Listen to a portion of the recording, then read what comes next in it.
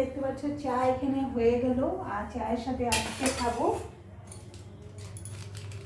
চায়ের সাথে green tea. তো অলমোস্ট একটা খোলা হয়ে গেছে। চায়ের সাথে দিয়ে দাও জলটা। রোজ দিন চা খেয়ে আজকে গ্রিন টি খাবো।